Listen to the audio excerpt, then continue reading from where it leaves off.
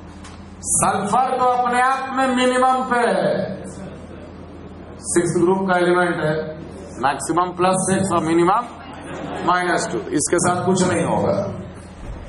यहां आके देखे कॉपर +1, 0 तो हो नहीं सकता, सल्फर -2, मतलब कि ये रिएक्ट नहीं करेगा। अगर कंपाउंड का एक भी आयन का ऑक्सीडेशन स्टेट में चेंज नहीं आया, मतलब वो कंपाउंड रिएक्ट नहीं किया, और अगर एक भी एलिमेंट का ऑक्सीडेशन स्टेट चेंज हो गया, मतलब वो कंपाउंड रिएक्ट कर गया। समझ में आ रहा है? यहां पे सीधे लिखेंगे मात्र n फैक्टर 1, बस कॉपर +2 से कॉपर +1 1 इलेक्ट्रॉन का। तो ये जो लिस्ट है ना, ये डिसाइड करने में आपको मदद करेगा, हल्का फुल्का रिएक्शन लिखने में मदद करेगा। देखो रेडॉक्स टॉपिक में कोई भी बैलेंस्ड रिएक्शन की आवश्यकता नहीं है, समझ में आ रहा? जस्ट रफ कंप्लीट, हल्का फुल्का कंप्लीट हो गया, बस n फैक्टर निकालने लायक। n फैक्टर जहां निकला उसके बाद क्या है, लॉ ऑफ इक्विवेलेंट लगा के तो सवाल को सॉल्व करना है। क्लियर? यहां पे Cu2+ क्यों लिखे? क्योंकि ऑक्सीडाइजिंग एजेंट है, ये दूसरे को ऑक्सीडाइज करता है, इसको ऑक्सीडाइज करेगा। ऑक्सीडाइज करना माने क्या? ऑक्सीडेशन स्टेट का बढ़ना। तो कॉपर यहां +2 पे था, इसको तो कुछ फर्क नहीं पड़ेगा, लेकिन ये +1 वाला जो है वो +2 में चला जाएगा, और उसके बाद हम लोग n फैक्टर निकाल रहे हैं। क्लियर?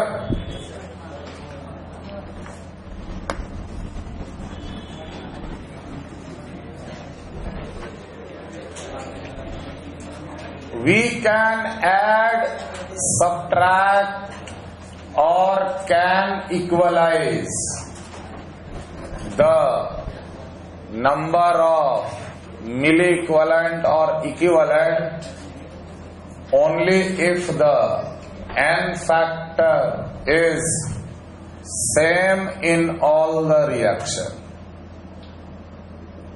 ध्यान देना, ऐड का भी बताएंगे, सब्ट्रैक्ट का भी बताएंगे और इक्वलाइज का भी बताएंगे। आप लोग अच्छे से पता है कि सारे रिएक्शन में equal equivalent of reactant react together to form equal equivalent of the products. अब एडिशन का देख, पहला केस, मान ले बीकर में ए और बी का एक मिक्सचर था,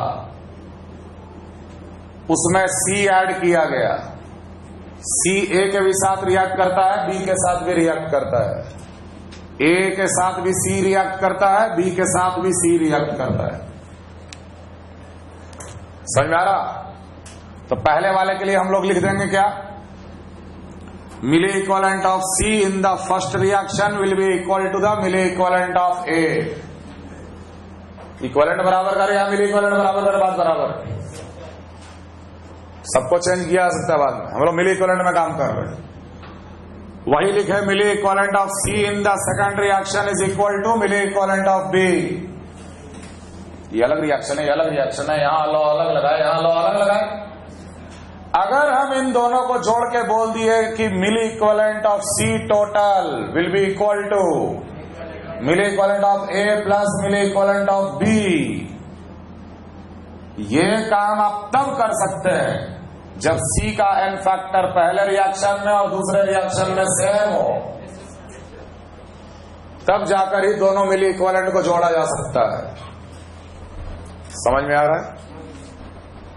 और नियरली 100% केस में ऐसा ही होगा, फिर भी हम उसका एक्यूरेट नॉलेज आपको बता रहे हैं। जैसे कोई एक रिएजेंट है, मान लो H2C2O4, अगर H2C2O4 हमेशा ही जाता है कार्बन डाइऑक्साइड में, तो उसका हमेशा ही n फैक्टर 2 होगा ना, चाहे वो ए के साथ रिएक्ट करे या बी के साथ रिएक्ट करे, उसका तो n फैक्टर 2 फिक्स है। तो अगर एक सी दोनों के साथ रिएक्ट कर रहा है तो मिली equivalent of C will be equal to milli equivalent of A plus milli equivalent of B, और ये तो जोड़ा गया, ये तब वैलिड है जब n फैक्टर सी का दोनों रिएक्शन में सेम है। ये तो कंडीशन हो गया जोड़ का, एडिशन। सेकंड,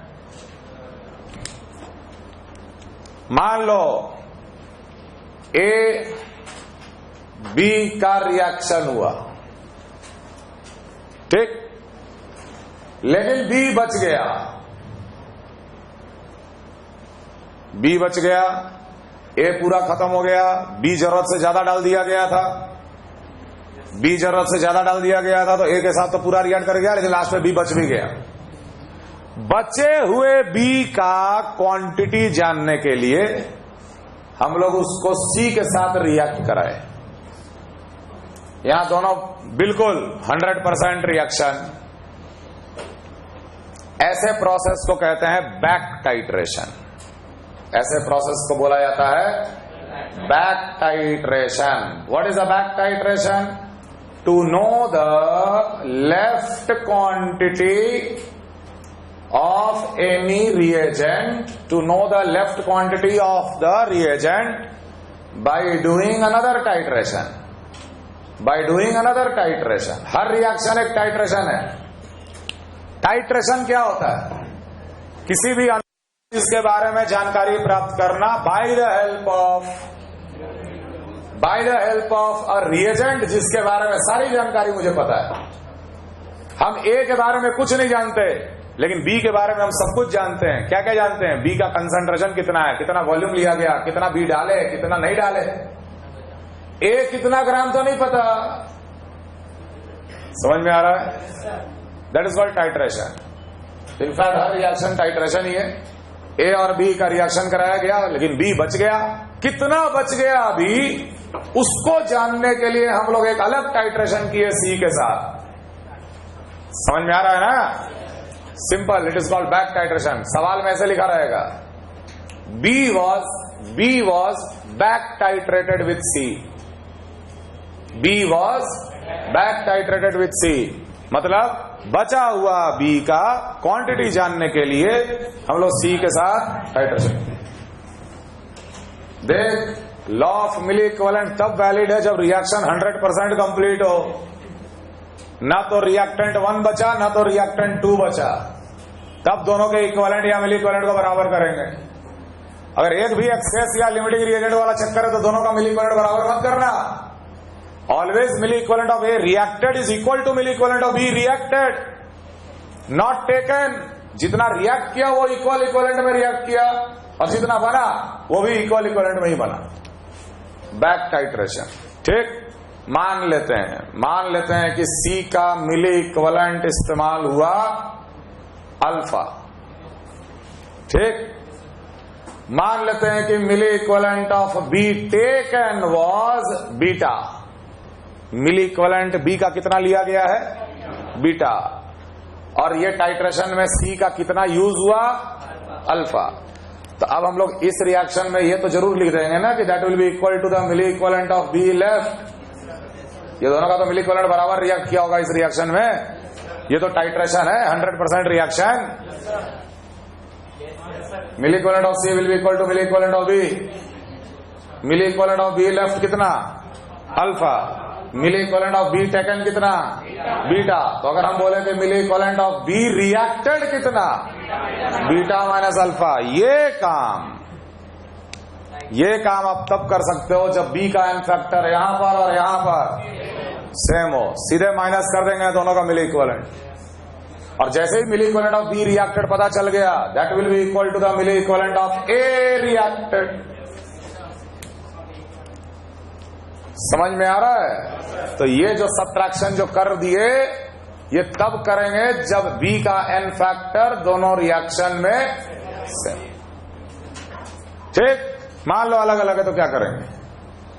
मान लो यहां एन फैक्टर N2, यहां एन फैक्टर N1, तो मोल में काम करेंगे। मोल में भी काम नहीं करेंगे। देखो क्या करते हैं। ये तो बिल्कुल ट्रू है, इसमें कोई गड़बड़ी नहीं है। मिली equivalent of B left alpha है। It implies millimole of B left कितना? तो इक्विवेलेंट से मोल कैसे निकालते?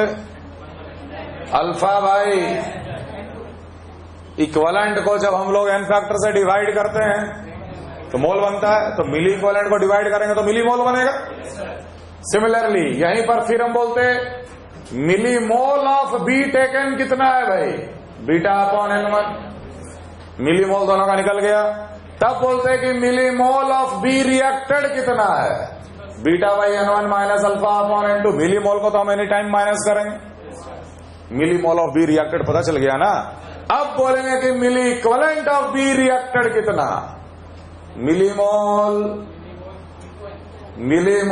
मल्टीप्लाइड बाई एन फैक्टर, है कि नहीं। Mole multiplied by N factor equivalent होता। कौन सा एन फैक्टर? अरे जहां वो रिएक्ट कर रहा है वहां का एन फैक्टर। एन फैक्टर कितना जहां रिएक्ट कर रहा है? N1। अब इसको फिर बराबर किए होते हैं मिली इक्विवेलेंट ऑफ ए रिएक्टेड। तो यहां से यहां जाने का तरीका, अगर एन फैक्टर सेम है तब तो डायरेक्ट ही चले गए थे, लेकिन अगर एन फैक्टर अलग अलग है तो मिलीमोल से हम लोग आगे बढ़ेंगे। क्लियर?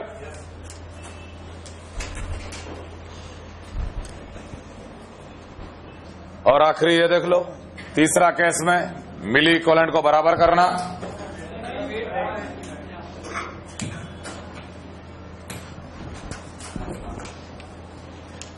चलो देखो जैसे बराबर कैसे करते हैं। मान लो ए का रिएक्शन बी के साथ कराया गया, सी और डी मिला।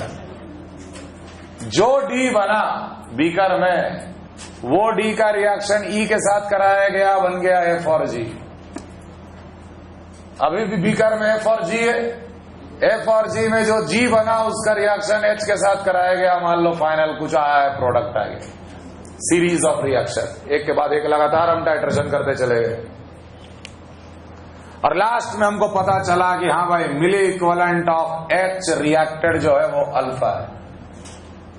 मिली इक्विवेलेंट ऑफ एच रिएक्टेड जो है वो अल्फा है। तो ठीक है भाई, मिली इक्विवेलेंट ऑफ एच रिएक्टेड अगर अल्फा है तो ये बिल्कुल इक्वल टू होगा मिली इक्विवेलेंट ऑफ जी रिएक्टेड।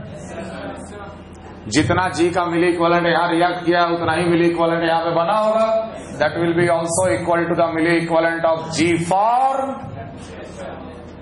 अगर यहां का जी फॉर्म का मिली इक्विवेलेंट पता चल गया तो that will be equal to the reacted. यहां तो सब बराबर है। That will be equal to the milli equivalent of the reacted. That will be also equal to the milli equivalent of the formed in the first reaction will be equal to the milli equivalent of.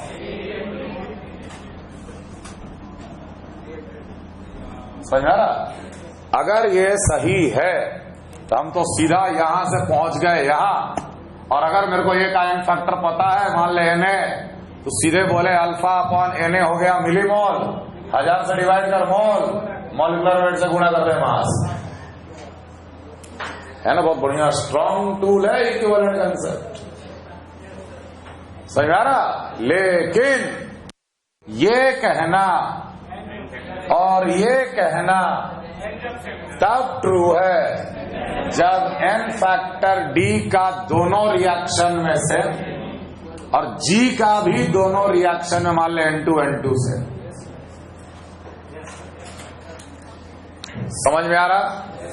That will be true. यहां का मिली equivalent को यहां का मिली equivalent के बराबर कर रहे। तुम बोल रहे जहां जितना रिएक्ट किया है उतना वहां पे बना है मिली इक्विवेलेंट। तब तो मिली इक्विवेलेंट को बराबर तब करोगे जब एन फैक्टर बराबर हो ना। एन फैक्टर चेंज होने से तो मिली इक्विवेलेंट का नंबर चेंज हो जाता है। अगर बराबर नहीं है तो कैसे जाएंगे? मिली मोल से। मान ले N1 N2, मान ले एन फैक्टर है N1 यहां पे, N2 यहां पे, इसका एन फैक्टर है N3, इसका एन फैक्टर है N4। देखते जाओ, अगर इसका अल्फा मिली इक्विवेलेंट तो इसका भी अल्फा मिली इक्विवेलेंट। अल्फा मिली इक्विवेलेंट मतलब कि अल्फा अपॉन N4 क्या हो गया? मिलीमोल। मिलीमोल जितना रिएक्ट किया उतना मिलीमोल बना होगा। अल्फा अपॉन N4 मिलीमोल बना होगा। अब बोले कि इसका कितना मिली इक्विवेलेंट बना है? जहां बना है वहां का N factor multiplied by N3 कर दिए तो मिली इक्विवेलेंट जी का पता चल गया। जी का यहां बराबर हो गया alpha N3 by N4 milliequivalent. कितना मिलीमोल? N2 से डिवाइड कर दिए, जितना मिलीमोल यहां उतना मिलीमोल यहां पर, alpha N3 by N2 N4। यहां कितना मिली इक्विवेलेंट बना? Multiplied by N1। अब इसको बराबर किया। हर स्टेप में मिलीमोल से ऊपर जाओ फिर मिली इक्विवेलेंट में चेंज करो। समझ में आ रहा है? क्लियर?